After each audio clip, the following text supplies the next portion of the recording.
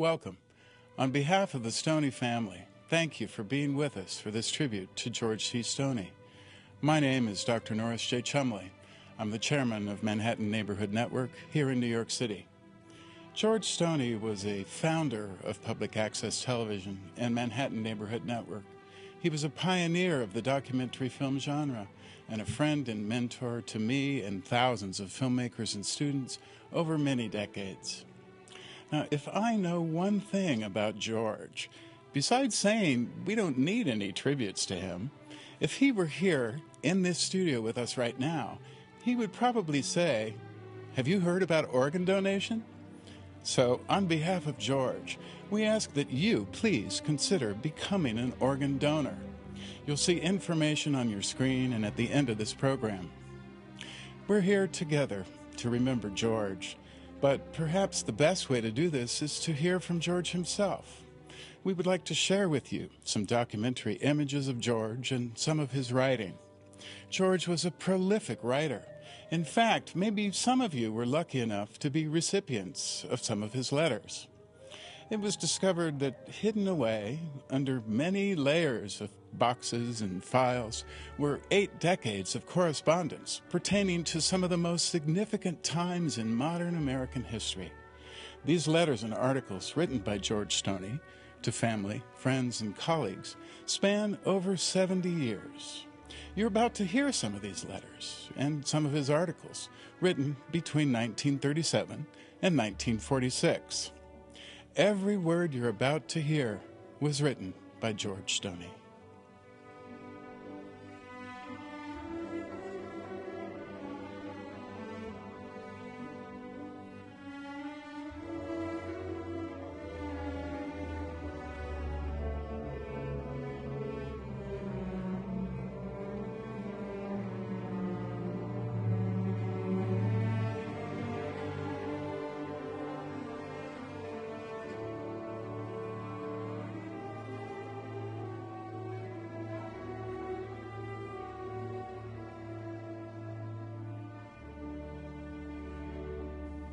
Letter to the editor of the Atlantic Monthly, 1937.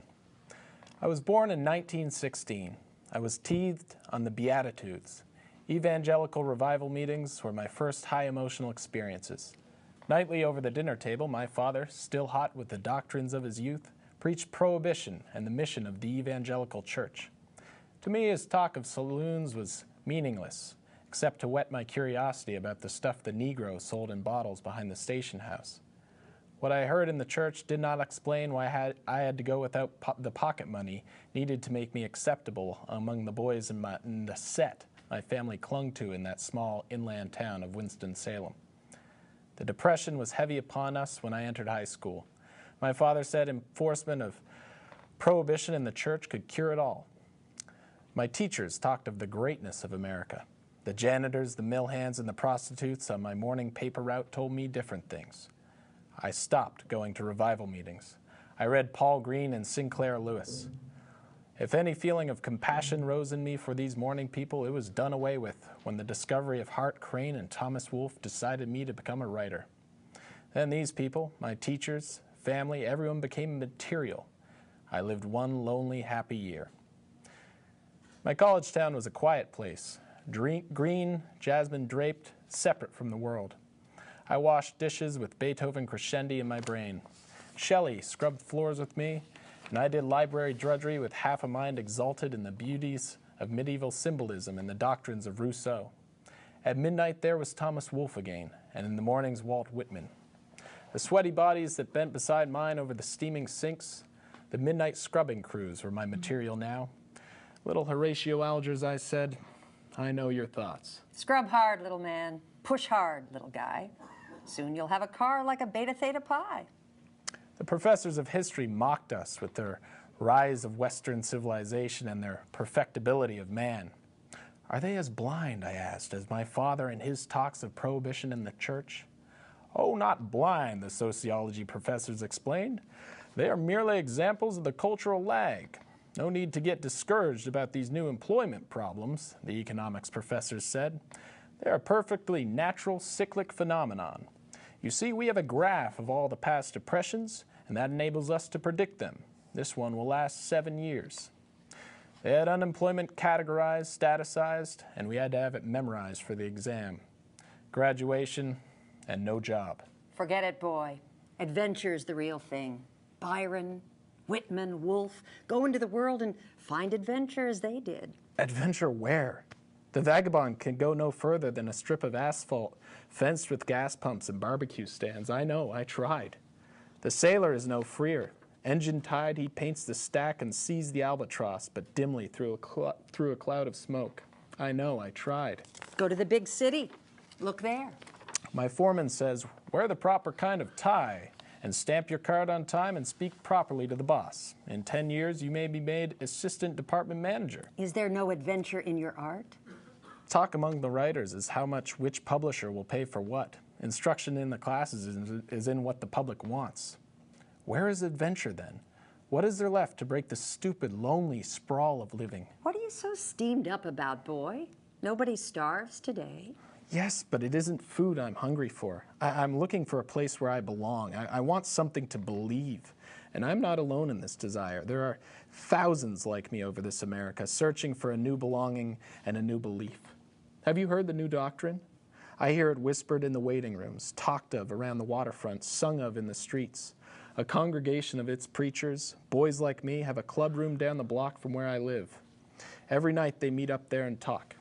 Good talks of books and discipline and a new kind of art, comradeship, adventure, a new belief in mobility, a robust culture, no fear of losing caste, a doctrine that puts force behind the reason of the world, an ideal that puts purpose in the practice of one's art. Wait, boy, think.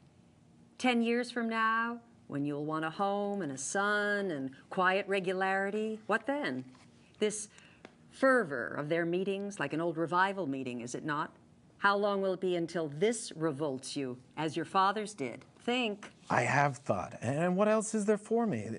Live with the pale people in the boarding house who wear the proper tie and make a man's paycheck thermometer for his welcome? Go back to the hometown and tremble in my bed in fear of not having money for the car and the kind of house my family's set demand? No. The gang is up there in the club room now. Hear their song? I hear, yes. It sounds like an old gospel hymn, like Onward Christian Soldiers. Think, boy. Think before you join in. Like a gospel hymn. What if it does? I will join in. I've got to have something to sing. I've got to have something to believe. May 1st, 1937, Chapel Hill, North Carolina. Dear Dad, we had comprehensive exams for 7 hours today. I did not do well. It was not so much the difficulty of the questions as the fragmentary knowledge I had in special fields. Last quarter, I was steeped in Wells, Yeats, Synge, Hardy. But my limited knowledge of Dryden, Pope, and Swift, and my complete lack of familiarity with Spencer's and Langland's works made it tough going. Of course, I will have another chance at it when I take my final courses this summer. But honestly, the taste of Walt Whitman, which I got during recesses at high school, has meant more to me than much of this. And the American writers, Woolf, Sinclair Lewis, O'Neill, even Greene and Ferber, are to me more valuable than all the hours of labor over Tennyson's Idylls. I'm too much a creature of my senses. Purely intellectual thought is with me, I fear, impossible. True, though, these readings have focused my attention on more social problems than spiritual ones, more on my associates than myself. The consciousness that there are others in the world, the consciousness that I have a relation with things in the world, I can never quite banish. Tomorrow, John Creedy and I are having supper with Dr. Kaufman, my old Chaucer teacher and head of the department. He knows much about modern literature and has a fine sense of poetry. I've been talking with several of my professors about the possibilities for next year. Phillips Russell, Frank Manny, and several others think I have my talons deep enough in the job to leave it for a year and get back in later. They want me to go north this fall and get work at different places, travel around for the experience, and come back with a new outlook the next summer. I know this sounds exciting and impractical, but the idea appeals to me. Mr. Manny says he could help me get contacts with interesting if not helpful men. Yet I do fear. And there's the rub. The very fact that I fear to leave disturbs me. Here I am, 20 years old, and already hugging to my little year of security as though the threat of destitute old age were around the corner. Of course, I have a long time yet to consider it. Lovingly, George.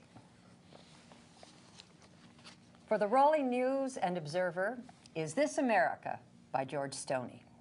Editor's note, Mr. Stoney is now taking a casual tour through the South, at least as far as he can go hitchhiking. His semi-occasional communications follow. September 7th, 1937, Fuquay Springs, North Carolina. First crack. A lady, too. She wasn't bad looking either, though sort of wispy. Had one of those artificial faces, you know, the kind that make you kind of uneasy when it starts to rain. She was a beautician, and she was an advertisement of her trade from the tips of her carmine fingernails to the last carefully molded wave. But she turned out to be just a home-loving farm girl. Here is Fuquay Springs, North Carolina, as far as she was going. September 8th, 1937, Charleston, South Carolina. Charleston is built for comfort. Its narrow streets, so narrow that one live oak serves to shade both sidewalks, will not allow much speed. But the Charlestonian, sitting in the shade of his long side veranda, seems never to be in a hurry anyway. Down at the docks, you find tall red piles of scrap iron, grotesque mixtures of sewing machines, auto engines, pipe, bedsteads, chairs, enormous rusty turbines, anything iron. At each of these, several half-naked Negroes with large sledgehammers try to break the rusting metal into smaller pieces. The sweat rolls down the gullies between their huge muscles, but they keep swinging. How long has this been going on for? I asked a man watching the loading from a nearby shed. Oh, about a year or more. I've had a ship loading here every 4 weeks from this same wharf myself. This one right here has made the trip to Japan and back 14 times already. He was coatless, with fancy-looking garters, holding up his sleeves. I made some vague remarks about the possibility of our being drawn into the war by having our ships continually in the danger zone. Hell, boy, a man's got to make a living, hasn't he? But I insisted, if you just sell to Japan, you're actually taking side in the war. Look here, boy. He was angry now. It's like this. We sell to anybody who can pay for it. Chinaman or Japs, I ship scrap. Another car of iron roared into the ship's hull. September 16th, 1937, Savannah, Georgia.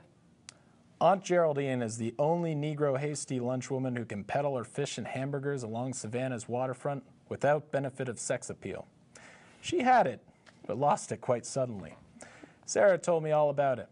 She was one of the young ones, slim, lively, with bright earrings, red shoes, a form-fitting dress, all the accessories needed to excite that whistle that ends in ugh. She was no dumb girl. A powerful shouldered young buck came up behind Sarah and slipped his arm around her waist. She beamed up at him, then made a hamburger for him and put nothing down in the credit book. October 21st, 1937, New Orleans, Louisiana.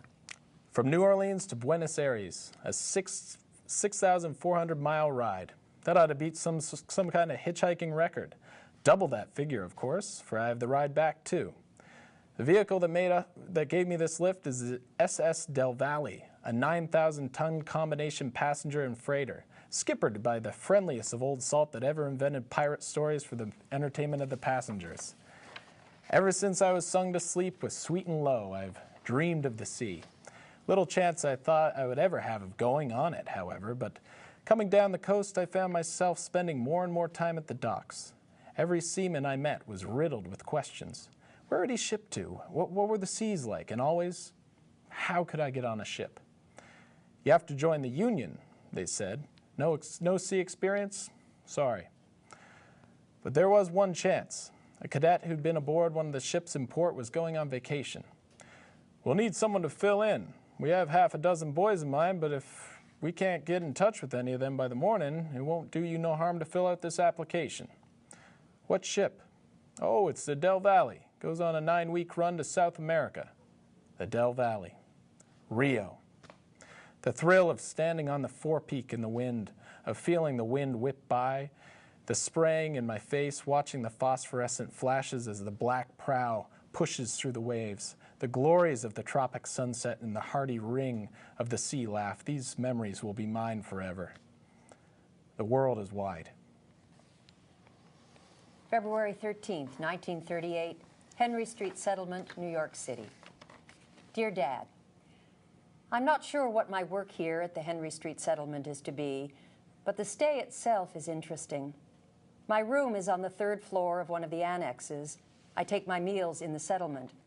There are perhaps 25 resident workers, including 5 German refugees, all highly intellectual people, doctors from prominent German universities and of the old aristocratic stock. An exceedingly talented artist who is doing several mural commissions in the city, and a young Negro sociologist who's written some important studies on race relations. It's an inspiring group. The clientele is 80% Jewish. We are in the heart of the old ghetto section. The place is kept in constant agitation over every bit of news about Hitler. Some of their defenses for Germans, coming from keen minds, if through broken English, are eloquent. This makes most interesting dinner table conversation.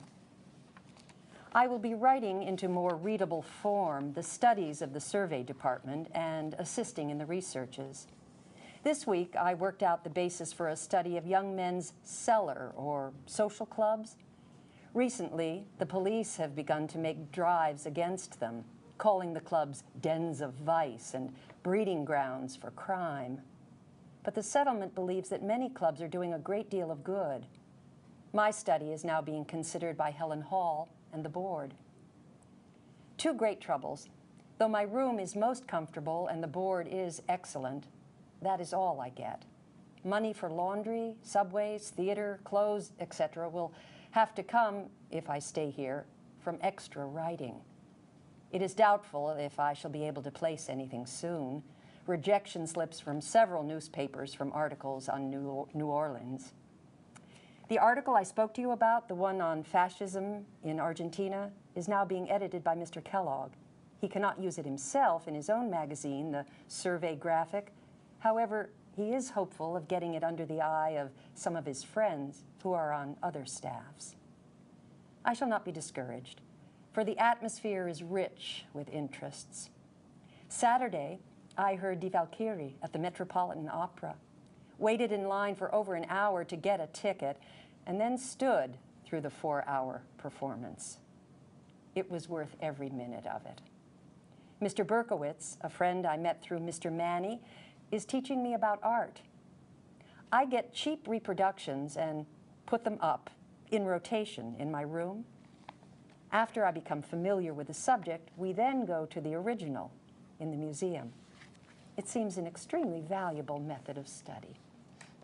Please do write me as often as you are able. I shall do the same. Lovingly, George.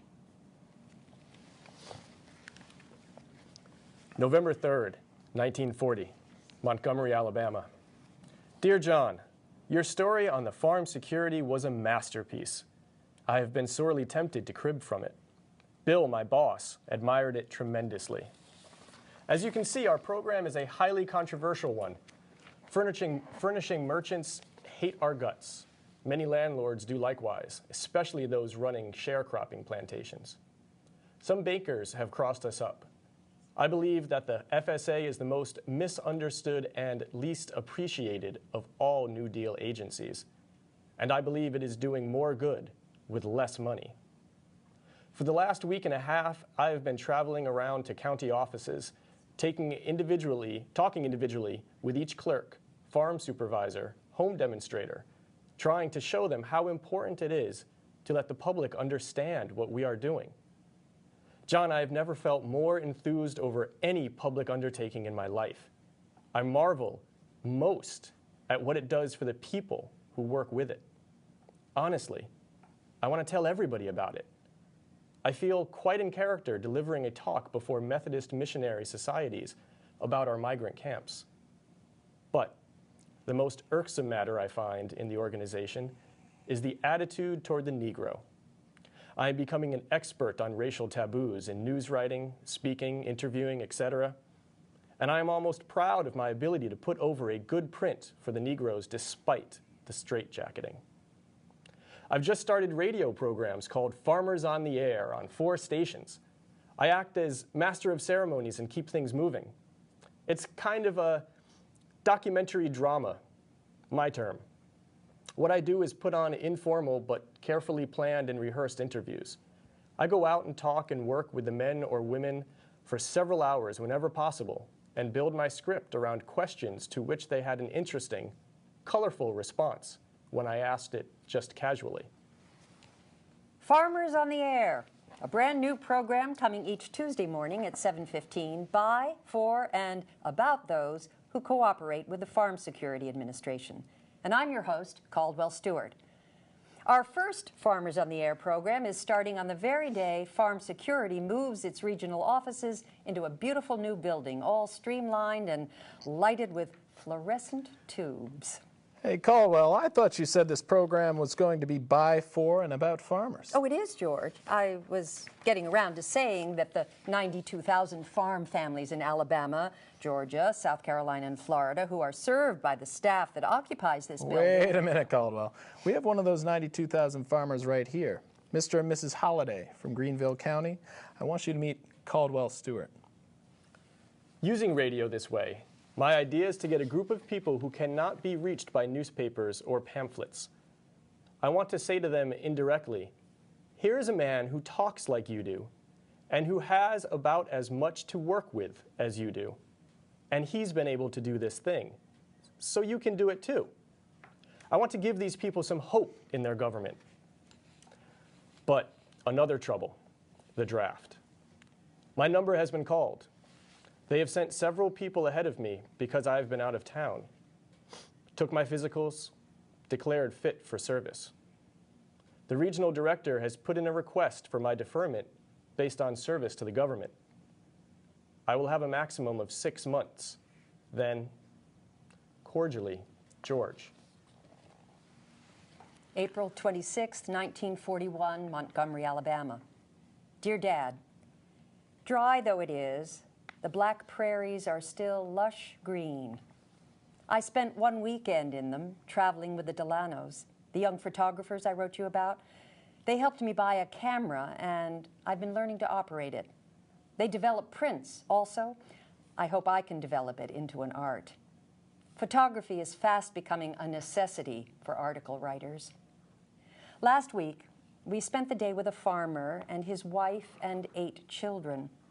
He's a good farmer and is getting better now that he has a little FSA money to finance improvements.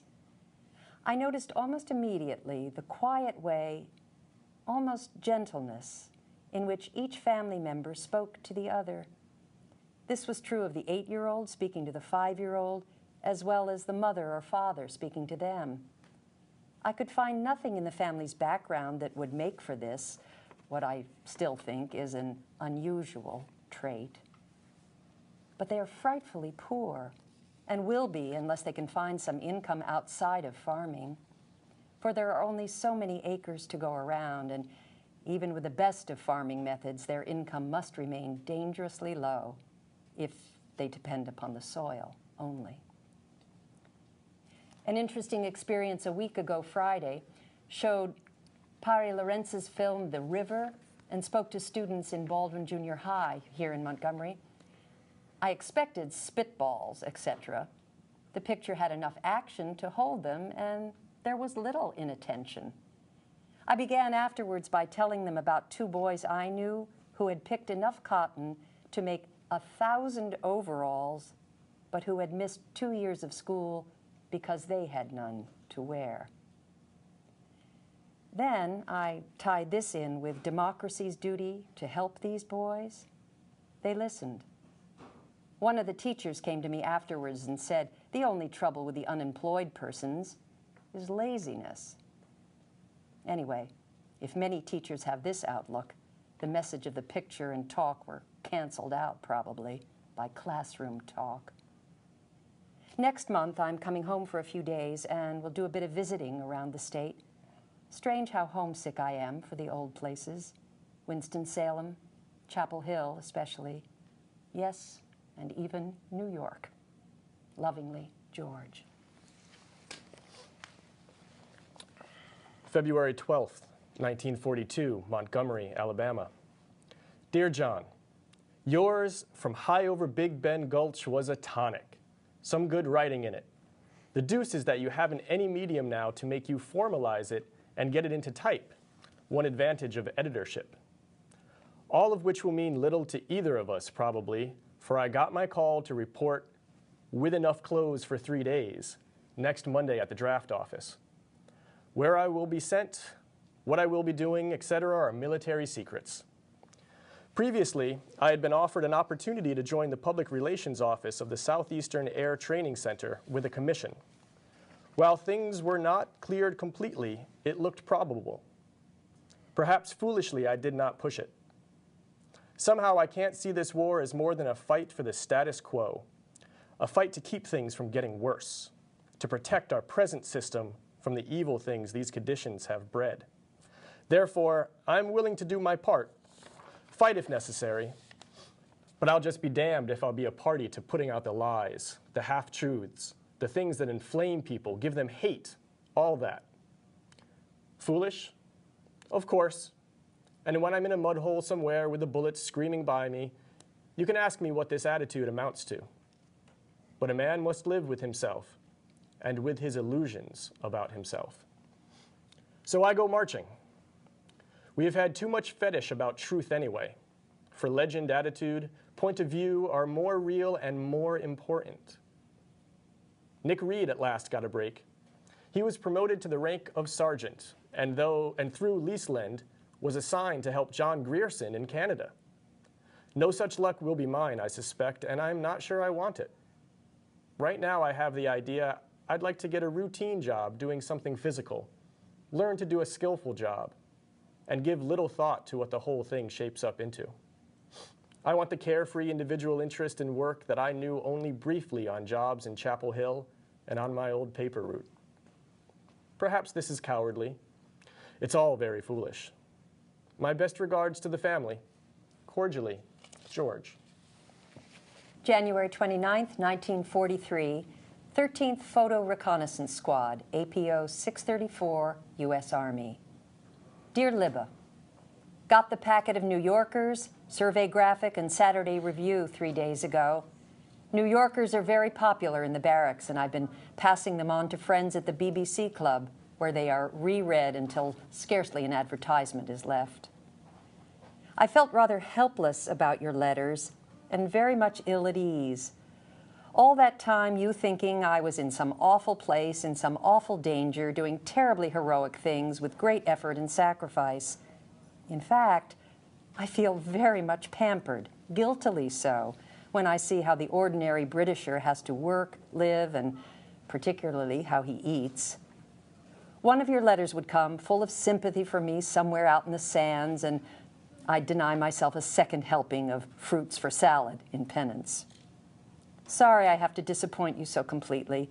We aren't even having the usual awful English weather, which reminds me of a most important happening.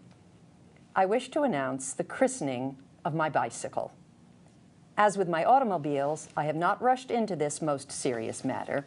Rather, I have waited until just the right name came along, a finely fitting one. So, my trustee hereby becomes Strange Interlude. A toast, ladies and gentlemen. After a few repairs and adjustments made at a nearby bike shop, she sails along like a flying cloud. Wonderful ride last night. The sky so bright. I went dashing along, watching the plane lights blinking, singing at the top of my voice the craziest collection of things. I've got sixpence on top of Old Smoky, when the roll is called up yonder, gospel train. And it was this old Negro spiritual that got me into trouble.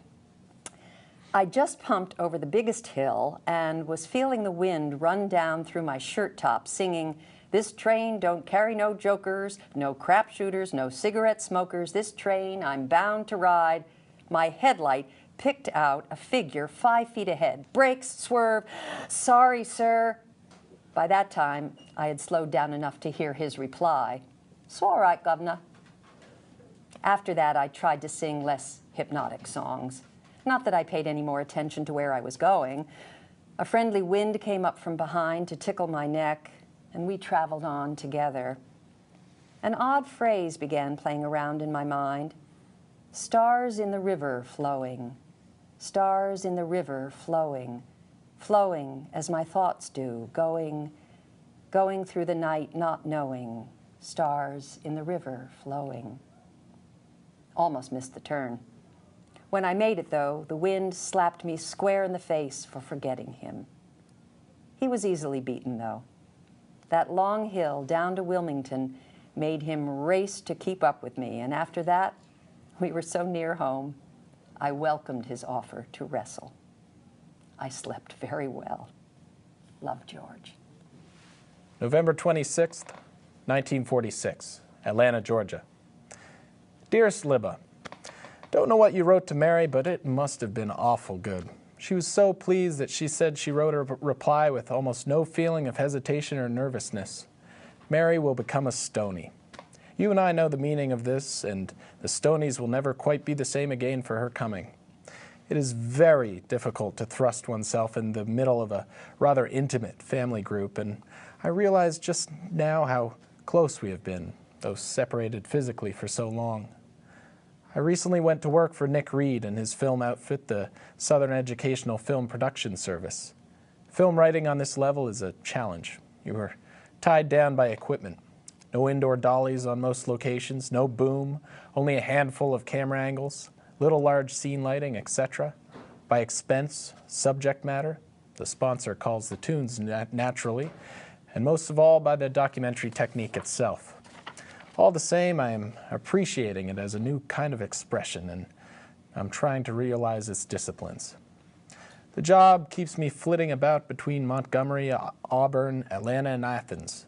I've done a full script on education and the community for the NEA, and I will be starting on 2 for the Mississippi Delta Council on venereal disease and TB. We hope to begin a series of less earnest shorts on Southern folk songs and customs. I hope we can do one of these on the Moravian Christmas Love Feast. Wouldn't that be fun? Considering all the gallivanting, Mary and I are hoping we can buy a Jeep station wagon. It would hold a lot of camera equipment. We could even sleep in it if necessary, and when the Depression comes, we could live in the damn thing and rent it out as a delivery truck to pay for the gas. A fine plan. Now we've just got to find one.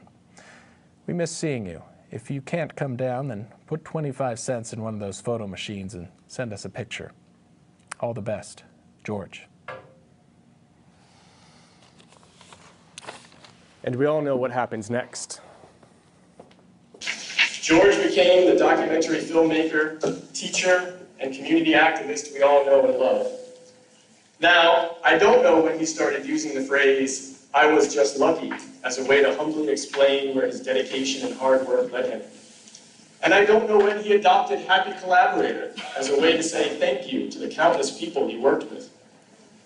And I don't know how each and every one of you knew George. I don't know all of it. You see, George had a long and storied career. I don't know all of it, but I do know a few things. For instance, did you know that in 1958 he directed his one and only fiction film called The Boy Who Saw Through? But I'm getting ahead of myself, so let's go back to 1946, right around the time he wrote that last letter to his sister Libba. He continued to work for the Southern Educational Film Production Service, mainly as a scriptwriter. He wrote films about public health, like Mr. Williams Wakes Up, and films about farmland, like Land and Life. He directed his first short sequence in 1947, writing to his sister Libba. He said, "I had my first crack at directing," if telling a cow which way to look can be called that. After directing his first film, Palmer Street, A Study of Family Life in 1949, George returned to Georgia in 1951 to make his most famous film, All My Babies, A Midwife's Own Story. A training film for Black Southern midwives, he combined his talents as a writer, his attention to detail, his empathy for people and characters, and his love for the art of filmmaking. All My Babies is a moving portrait of a proud profession. 118 teaching points conveyed through story and song. His star, a real-life midwife. His script, rewritten by her own experiences. It is on this production that I imagine George first put into words his signature phrase, "Your first collaborators are those in front of the camera." George had mortgaged his own house to complete the film, and needing to support his wife and a new baby girl, he took any projects that were offered to him. He produced industrials like the American Road for the Ford Motor Company, Elsie & Co. for the Borden Mill Company, the Furline Foxhole for Nationwide Insurance, and the U.S. Army uniform for, you guessed it, the U.S. Army. He made public health films like The Invader for Georgia Department of Health, The Secrets of the Heart, and Cerebral Vascular Disease, and Second Chance for the American Heart Association. It's no coincidence that films about health dominate his filmography. His compassion and empathy rival that of any doctor. He would even cite the Hippocratic Oath as part of his own documentary philosophy. First, do no harm. In 1964, while working on a series of police training films for the Louisiana Association for Mental Health, his trusted editor of 15 years, Sylvia Cummins Betts, quit the project saying, "I hate cops, and you make them look like angels." George would say, "They were just jobs, and I had to make a living." I think it was more. He was trying to help, putting aside his own preconceptions to try to make a difference. George was able to return to his interests in social issues with a series of 7 films for WNET in New York called Metropolis, Creator or Destroyer. These films explore race, urban renewal, public space, and privacy in several large cities across the country. In 1965, Henry Brightrose asked George to take over his film courses at Stanford University while he left on sabbatical. George accepted and asked simply, "What should I do?" I just can't imagine George saying this. He certainly knew what to do. Henry returned in a year to find editing rooms going day and night and students churning out films that went far beyond their class assignments. Former Stanford students Bonnie Klein and Michael Rubo had left the States for Canada's National Film Board, and when George was offered a position as executive director of their Challenge for Change program, he jumped at the chance to work with a group that seemed to embody everything he had been striving for. Get the crews out there, listen to the issues the citizens are concerned with, take those films back to other communities, share, and instigate change. A Social Worker Speaks Her Mind, VTR St. Jacques, and You Are on Indian Land. These films stand out as examples of what films can do when purpose and people come together.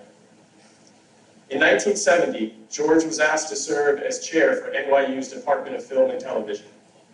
He left Canada and began his long career as professor at NYU. He founded NYU's Alternate Media Center with Red Burns in 1972. Using lessons learned at the Film Board, he worked with cable franchises, the FCC, and communities to establish a place for the public on television. Portable video production offered immediacy and interaction. Democratization of the media overrode concerns about technical quality for George, who quickly immersed himself in it. Teaching became his passion.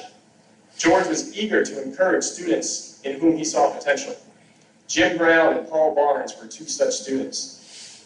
Together they made People on the Move, Painting from Nature, Hudson Shad, Planning for Floods, Shepherd of the Night Flock, and How the Myth Was Made, among many others.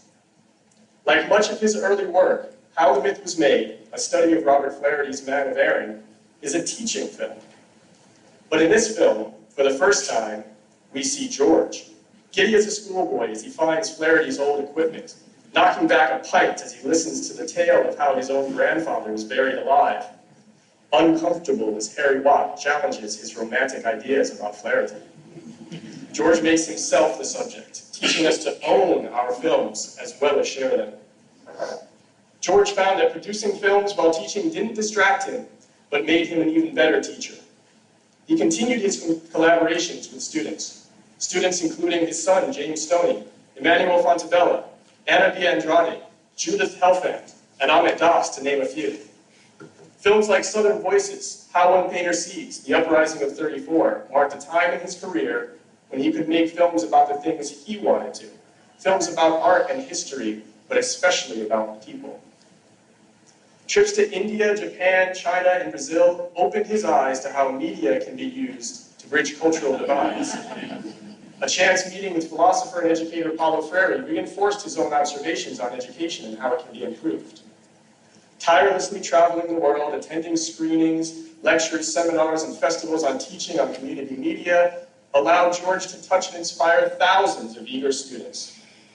But he would never say that. George shied away from characterization of his influence. He often attributed his accomplishments to luck, being in the right place at the right time. To his many students, it was we who were in the right place at the right time. It was we who were lucky. I met George in 1995. Like many students before me, I was lucky enough to be singled out as someone George might want to work with. A few months later, we were in production on 3 films. As soon as one finished, George came back with another to start. Getting out is a favorite of mine. After showing him a fine cut, he turned to me and said, "David, you've given these people what the prison system has taken away from them. You've given them power." By that time, I knew George well enough to know how important it was to him. Most of my adult life. Suffice to say, like so many others, I owe so much of who I am as a person and a filmmaker to George. The last film we completed was Flesh and Ecstasy, Gaston Lachez and the Woman He Loved, a film George had wanted to make for many years, a film of poetry, art, love, desire, and friendship. We dedicated it to Betty Pulston, his lifelong friend and love.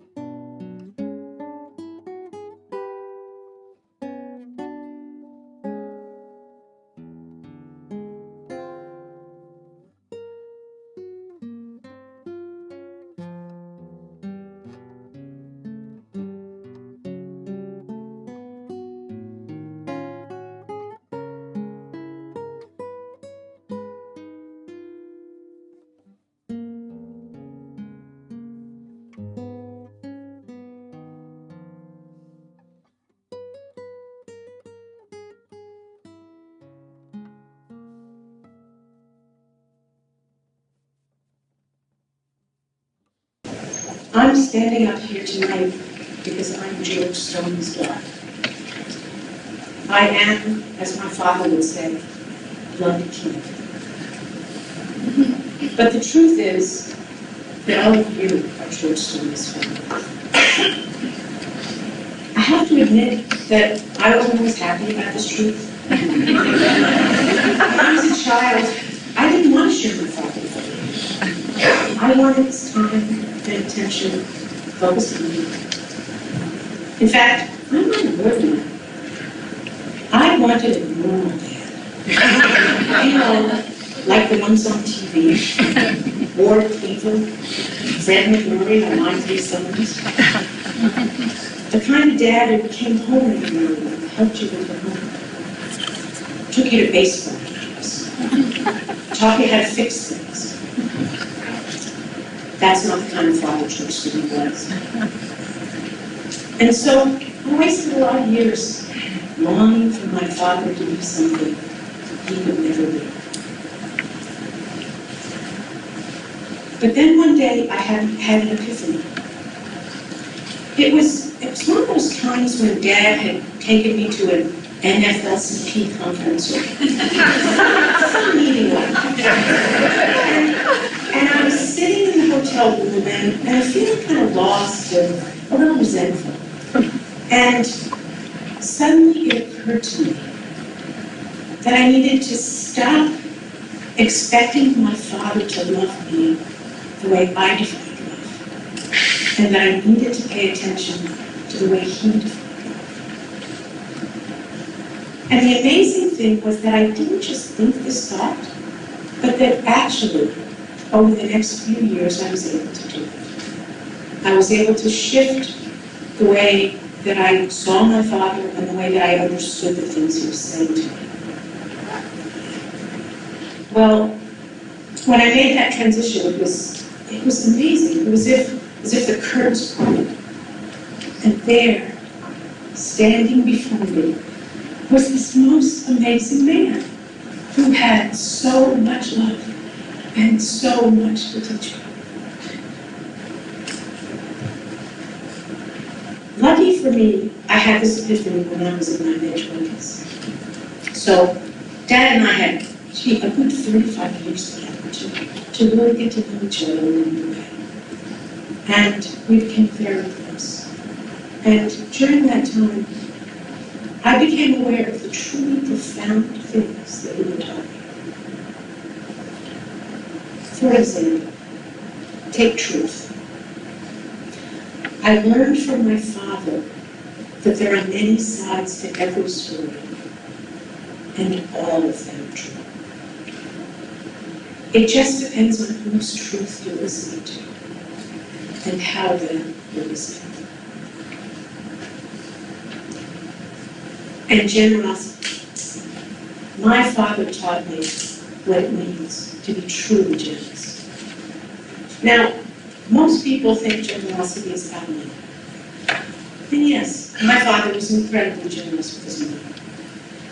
But much more importantly, my father was generous with his time, with his attention, with his ideas, with his professional contacts. George Stoney was a filmmaker who gave the camera away when he thought someone else ought to tell the story. He was a public speaker who routinely called people up from the audience and handed them the microphone so that they could tell the story in their own words, instead of having George speak for them. He was a very busy man, but never too busy to return phone calls, to write letters, to meet with people who needed advice or to review films. And it didn't matter if the person seeking help was a famous person, or a young student, or a friend of a friend. Dad was happy to share his time with whoever asked. My father is often referred to as a happy collaborator. Now, in my field, that word collaboration is a big deal. Funders want us to collaborate. government agencies. I can't tell you how many grant proposals I've written, reports about collaboration. But what I learned from my father is that collaboration without generosity is just a thing. Courage. Now, that's a lesson I really didn't want to learn. But it wasn't negotiable. My father insisted that his children be brave. I've always been introverted. And so as a child, I would have been quite happy to remain in the background and let someone else take the lead. But that wasn't the Stoney way. Time and again, my father thrust me out into the world, sometimes in ways that felt to me beyond what I was capable of doing. But I didn't want to disappoint my father, so I didn't ask. And what I learned was that if I walked right into my fear, after a while, that terrible feeling in my stomach would go away. And that if I kept on walking, if I followed his lead, sometimes that hollow space would get filled up with something that felt like freedom. Freedom. Now, that was one of my father's core values. Freedom to think. Freedom to write. Freedom to speak. Freedom to explore and travel. Freedom to compose a life, rather than live a life imposed on me by others. Freedom to live and love in ways that he chose, even if his approach wasn't usual. My father passed his longing for freedom on to me. But what I didn't realize until recently was that he taught me to be brave so that I really could be free. I could go on about all the things I've learned from my dad. They're very many. But in the interest of time, I'm just going to give you one. The power of curiosity.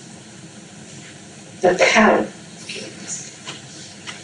My father was insatiably curious. He was curious about art and music, literature and poetry. He was curious about history and politics. He was curious about the man who picked him up hitchhiking, about the woman who sat next to him on the bus. Curiosity was, for George Stoney, a driving force. To the last days of his life, his mind was asking questions. Hungry for knowledge. When I was in my early 30s, I accepted a job as the executive director of a nonprofit agency. And I got this job because I was an expert in the subject matter, not because I had any experience as an administrator. I was pretty nervous. Now, that's an understatement. I was scared. I knew that a big part of my job was going to be raising the money needed to keep this organization afloat.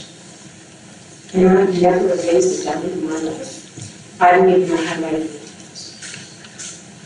So I went to my father for advice. And I will never forget what he told me. We were sitting at that kitchen table at 240 Waverly Place. I bet many of you sat at and he sat me down and he looked me in the eye and he said, Lulu, don't chase money. Don't focus on the money. Focus on the work. In fact, focus on the questions.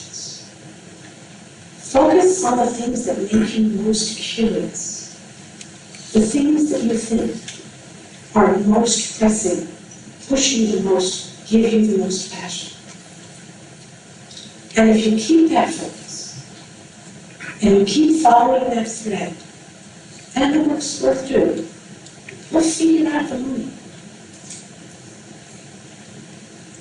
That is some of the best advice. 25 years it's been, and I still return to that again and again in my confession.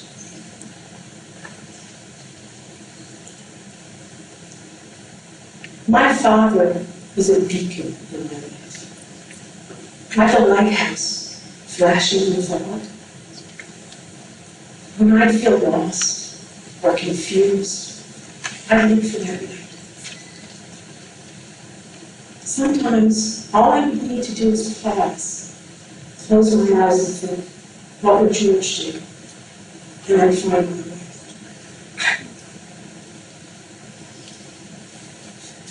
I'm going to miss him terribly. I know exactly what he would tell me to do right now. He would say, Luna, you don't need me out there shining my light. You've got that light right here. He would say to me, look out there. Look at all those lights. You don't need me. None of you need me. I've done my job. He's watching me. I have to keep shining my lights for George and for the job. Thank you.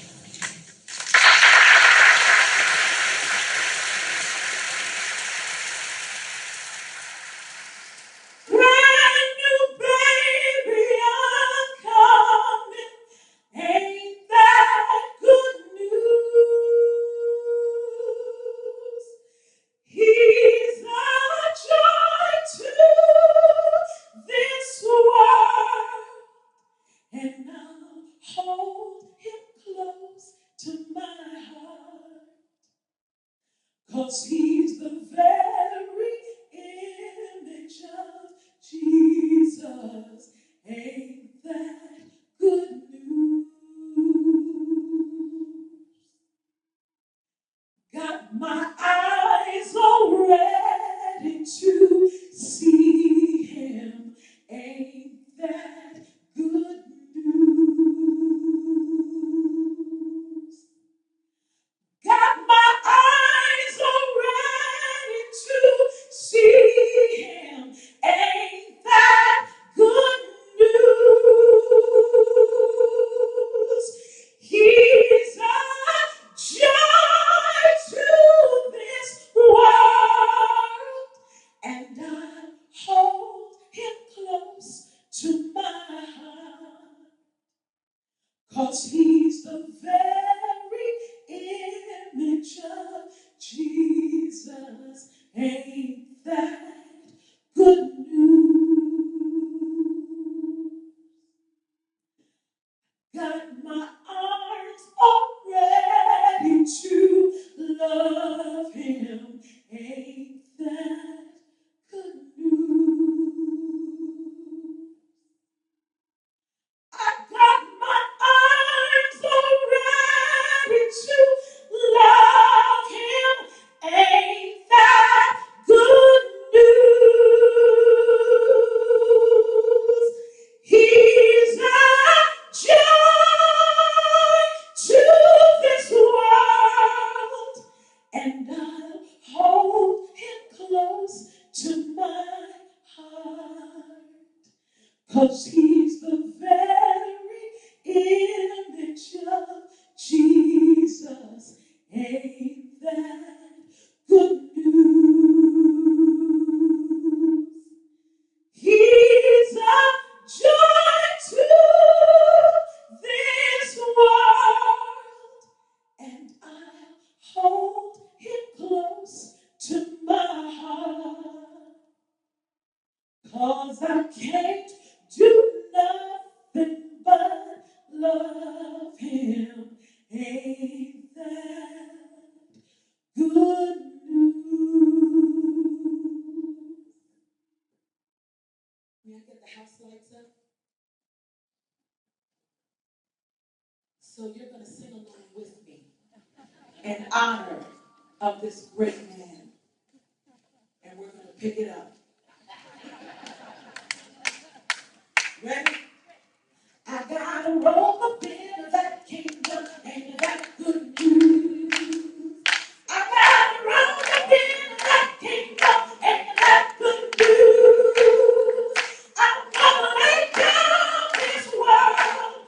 Gonna shoulder up my cross. Gonna take it home to Jesus. Ain't that good news? I got shoes up in that kingdom. Ain't that good news? I got shoes up in that kingdom. Ain't that good news? I'm gonna lay down this world. Gonna shoulder up my cross. I'm gonna take it home to Jesus. Ain't that good news? I got a crown up in that kingdom. Ain't that good news? I got a crown up in that kingdom. Ain't that good news? I'm gonna lay down this world. Gonna shoulder up my cross. I'm gonna take it home to my Jesus. Ain't that good news? For he's a joy to this world, and I hold him close to my heart. 'Cause I can't do nothing but love him. Ain't that good news?